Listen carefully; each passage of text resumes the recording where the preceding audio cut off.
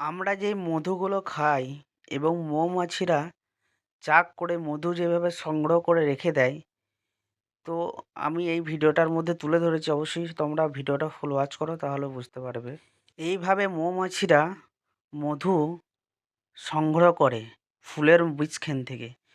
তো দেখো কত সুন্দরভাবে এখান থেকে মধু নিচ্ছে এবং ফুলগুলো এক একটা ফুলের মধ্যেখানে বসছে। মধ্যখানে বসে বসে প্রতিটা মৌমাছিরা মধু সংগ্রহ করছে। তো নিজের অবশ্যই তার চাকে নিয়ে যাবে। সেই চাকে গিয়ে অবশ্যই সংগ্রহ করে রেখে দেবে। তারপর হচ্ছে এটা মধু খাওয়া যায়। তো মধু খেতে সকলের ভালো লাগে। তো মধু কীভাবে সংগ্রহ করে মৌমাছিরা, এই ভিডিওর মধ্যে আমি তুলে ধরেছি। অবশ্যই যদি কেউ জেনে থাকো তাহলে অবশ্যই আমাকে কমেন্টে জানাবে। এইভাবে কি মধু নিয়ে মৌমাছিরা মানে একটা চাক রেডি করে সেটার মধ্যে মধু রেখে দেয়?